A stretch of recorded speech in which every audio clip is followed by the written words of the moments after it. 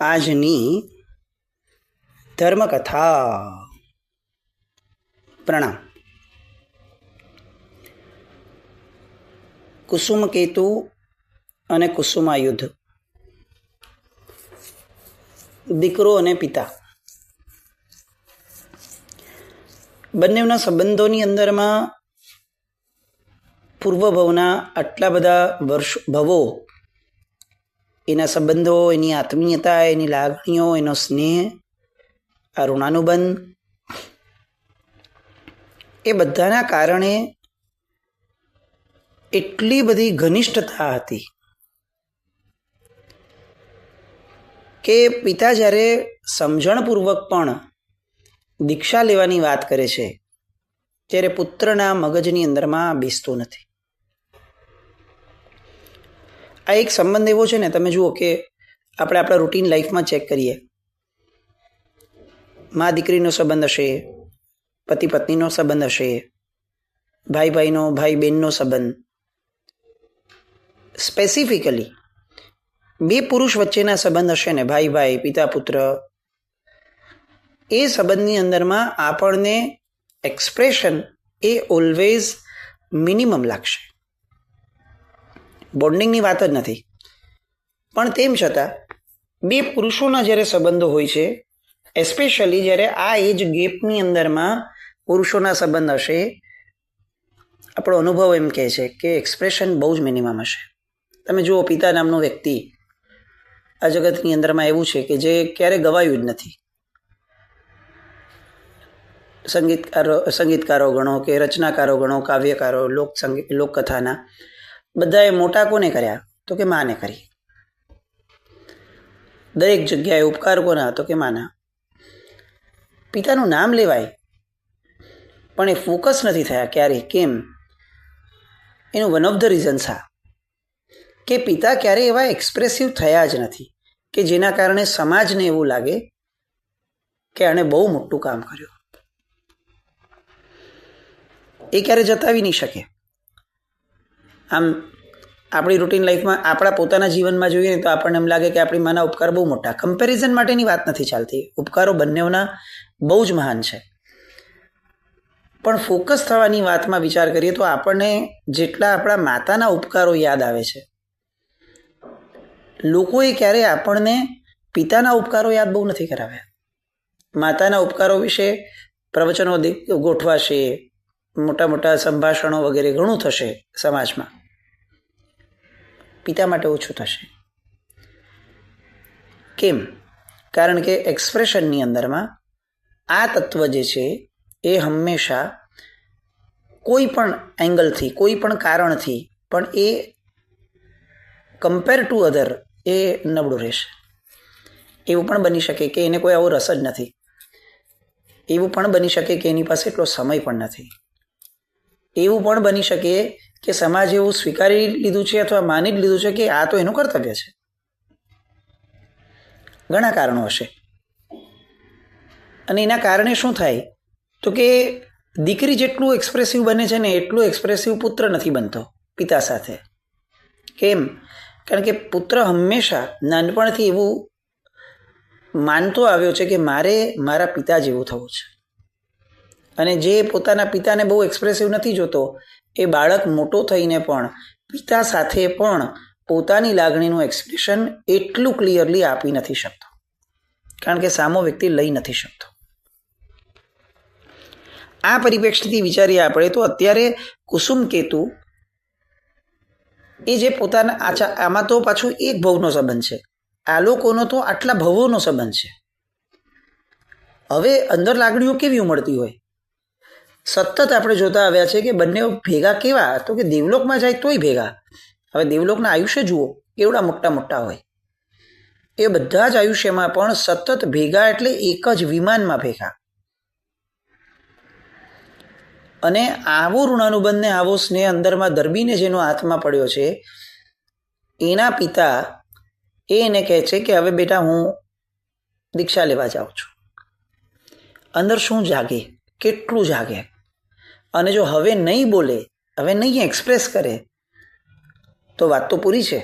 એ તો દીક્ષા લેવા વયા જશે અને આ તો અત્યારનો જેવો સમય નથી કે ભાઈ ચાલો દીક્ષા થઈ તો પણ શું વાંધો છે, આપણે તો દર 15 દિવસે અઠવાડિયે જ્યારે નજીકમાં છે ને જ્યારે જવું હોય ત્યારે જઈ શકાય, એવી સ્થિતિ તો છે નહીં. એટલે પછી જે ગેપ પડવાનો છે એ તો અનકન્ટ્રોલ્ડ ગેપ છે. અને આવું આખું ધમાસાણ એ કુસુમ કેતુના મનની અંદરમાં ચાલ્યું. એવું નથી કે એને પિતાને જવા નથી દેવા, આ માર્ગ નથી પસંદ, એવું જરાય નથી. કારણ કે આટલા ભવોથી ભગવાનનું શાસન પામીને આવ્યા છે અને ભગવાનના શાસન પ્રત્યેનો અનુરાગ, અહોભાવ અદ્ભુત લઈને જન્મ્યા છે. પણ એટલું ચોક્કસ છે કે પિતા વગર જીવવું એને શક્ય નથી લાગતું. એટલે જ્યારે પિતાએ મહારાજા કુસુમાયુધે બધાને બેસાડીને કીધું કે ભાઈ હવે આપણું વૈરાગ્યથી હૈયું પલ્લવિત થયું છે અને હું કુસુમ કેતુને રાજ્ય સોંપીને દીક્ષા લેવા માટે તૈયાર છું. બધા જ સાંભળે છે. કોઈને બહુ અજુગતું નથી લાગતું, કારણ કે આ એક પ્રણાલિકા જ છે અને એક ઉંમર પછીથી આવું થાય જ. દીકરો મોટો થઈ ગયો છે, અરે દીકરાને ત્યાં દીકરો આવી ગયો છે, ભાઈ હવે કેમ વાંધો આવે? આવું તો લોકોએ સ્વીકારી લીધું, પણ દીકરો નથી સ્વીકારતો. તરત કુસુમ કેતુ કહે છે કે પિતાજી, તમારા વિના હું એક ક્ષણ પણ રહી નહીં શકું, આ નક્કી વાત છે. આ થયું, આ શબ્દ લોકોએ સાંત્વના આપવાની શરૂ કરી કે વાત સાચી જ છે, પિતા જેવા ઉપકારી તત્વનો વિયોગ થાય તો કેવી રીતે ચાલે, પણ હવે આ જ કાળનો ક્રમ છે, કુદરતનું કરવું છે અને સારા માર્ગે જ સંચરે છે. આવું બધું જે અત્યારે પણ આપણે હોય તો આપણે બધું સમજાવીએ અગર કોઈ આવું બોલે તો, પણ આમાંના એક પણ શબ્દની એની પર અસર ન થઈ. કેમ? કારણ કે એનો ઋણાનુબંધ ઘણા ભવોથી ગાઢ થયેલો હતો. અને એટલે કોઈ પણની વાતને મચક આપ્યા વિના સ્ટ્રેટ હવે બીજું વાક્ય એમના મુખેથી નીકળે છે કે જો પિતાજી તમે સંયમનો માર્ગ ધારણ કરશો તો હું પણ આપના પગલે પગલાં માંડીશ. આ વાક્ય ઉપર તો લોકોની બોલતી બંધ થઈ ગઈ, સ્તબ્ધ થઈ ગયા. આવો સ્નેહ કેવી રીતે હોય? આવું બોલવાવાળા લોકો હોય બધે કે ભાઈ તમારા અગાઉ હું નહીં રહી શકું, પણ હું તમારી ભેગો આવીશ. આવું એક વાક્ય બોલવા માટે અંદરમાં અનહદ સ્નેહ જોઈએ. એના વગર ન જ જીવી શકાય એવી મનસ્થિતિ જોઈએ, ફક્ત વચનની સ્થિતિ નહીં. હવે લોકો શું સમજાવે અને કોને સમજાવે? મંત્રીઓ, સેનાપતિ, બધા જ નગરજનો, પ્રજાજનો બેસા છે જે મુખ્ય નજીકના હતા તે. કોઈક હિંમત થઈને પૂછે છે, કે છે કે બેટા રાજ્યનો વિચાર કર, તારી ઉંમરનો વિચાર કર. કેવી રીતે થશે? વાત તારી સાચી છે કે પિતા પ્રત્યે સ્નેહ હોય, પણ એમ કંઈ રાજ્યને રેડું મૂકીને કે આખા તારા આટલા લાંબા આયુષ્યને મૂકીને તું દીક્ષા લેવા હમણાં કેમ જાય છે? તું એમની ઉંમરનો થાય ત્યારે લેજે દીક્ષા. કુસુમ કેતુને કોઈ ફરક નથી પડતો. એ પોતાના પિતાને જ વેધક પ્રશ્ન પૂછે છે કે જો તમને આ રાજ્ય એ આત્માનું અધઃપતન કરનારું લાગી રહ્યું છે તો આવા અધઃપતન કરતા સ્થાનની અંદરમાં મને મૂકીને કેમ જઈ રહ્યા છો? શું તમને મારા પ્રત્યે લાગણી નથી? અને આ બાઉન્સર, આ ગુગલી, આ વેધક પ્રશ્ન એ હવે બધાને સોંસરવો ઉતરી ગયો.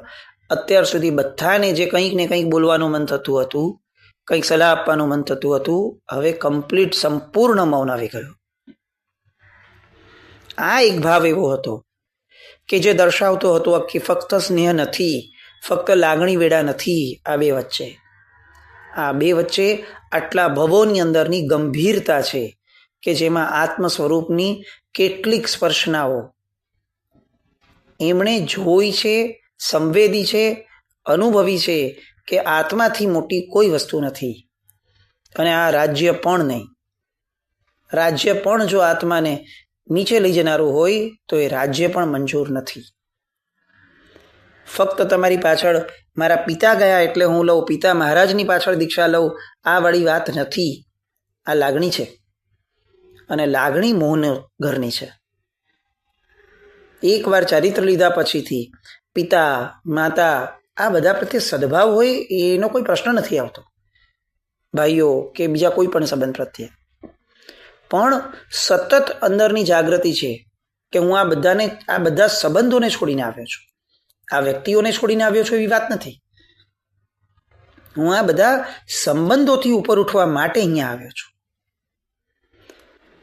અને એટલે પિતા મહારાજની સાથે હું રહેવા માંગુ છું. આવો ભાવ, અધૂરો ભાવ એનામાં ન હતો. એ આ સાબિત થયું કે એ અહીંયા કહે છે કે જે તમને અધપતન કરનારું લાગે છે ત્યાં મને કેમ મૂકતા જાઓ છો?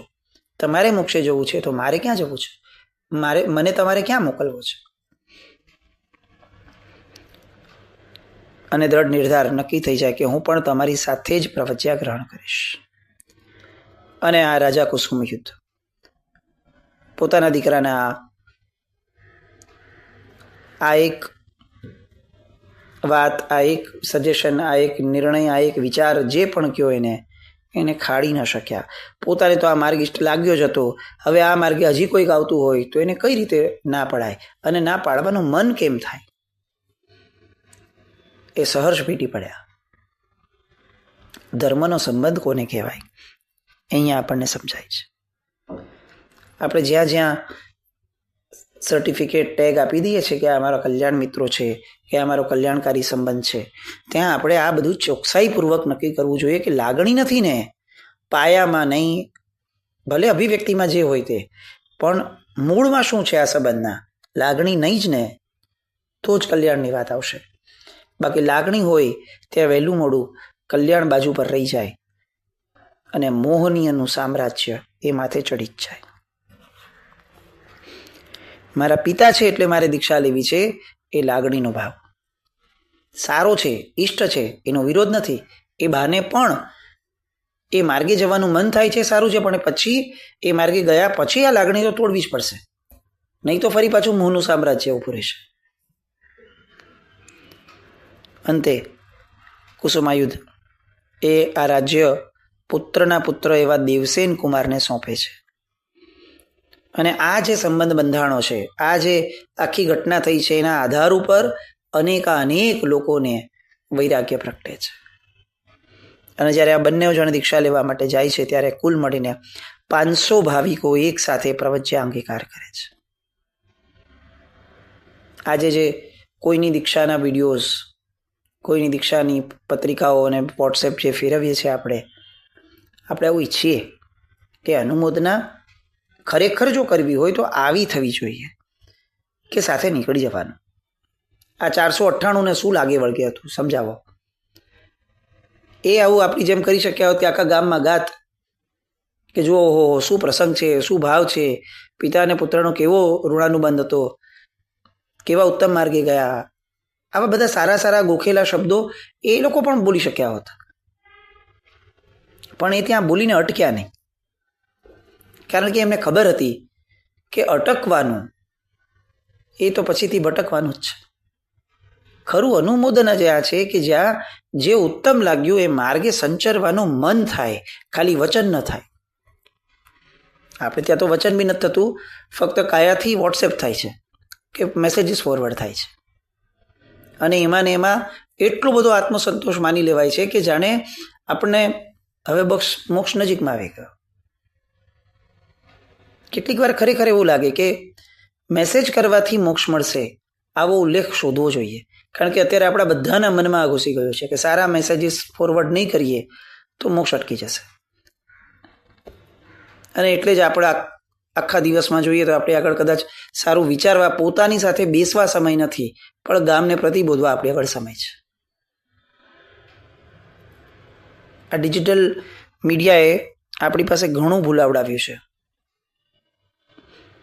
આ મુદ્દો અહીંયા આપણે મૂકીને આપણા ચરિત્રમાં જઈએ કે કુસુમાયુધ અને કુસુમકેતુ બંને નિર્મળ ચારિત્ર પાડે છે. અંતે ઉત્કૃષ્ટ ચારિત્ર પાડી બંને સર્વાર્થ સિદ્ધ વિમાનની અંદરમાં જાય છે. અહીંયા આ એમનો 10મો ભવ પૂર્ણ થાય છે. હવે આપણે આગળ વધશું 11મા ભવ એટલે કે અંતિમ ભવ પૃથ્વીચંદ્ર અને ગુણસાગરના ભવ તરફ. એ પૂર્વે એક નાનકડી વાત. આજની ધર્મકથા આ માધ્યમ હું માનું છું કે કોરોનાના ડિક્લેરેશનથી શરૂ થયું, મોદી સાહેબે જ્યારે કર્યું હતું ત્યારે, એ પછીથી પ્રાય કરીને ચાલે જ છે. અત્યાર સુધી 1400-1500 જે પણ કંઈક એપિસોડ થયા હશે, અલગ અલગ પ્રકારની કથાઓ, અલગ અલગ ચરિત્રો, અલગ અલગ મહાપુરુષોની વાતો, પાઠ પરંપરા, 18 ગચ્છ નાયકોની વાતો, ઘણું બધું સંવેદ્યું છે આપણે. ઘણીવાર આવી ફરિયાદો પણ આવતી અને આપણે પ્રયત્નો પણ કર્યા હતા કે આને લિખિતમાં કંઈક લાવવાનો પ્રયત્ન કરીએ.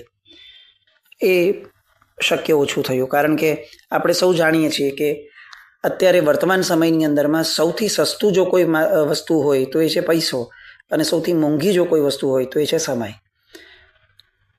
એ સમય આપવાની શક્તિઓ એ આપણે ત્યાં ઓછી હતી. ઘણાને એવું લાગતું હતું કે જે ખર્ચો થાય કરીએ, આ લાભ મળે, આ લાભ મળે, બધું બરાબર, પણ અંતે સમય આપવામાં આપણે બધા ટૂંકા પડતા હતા.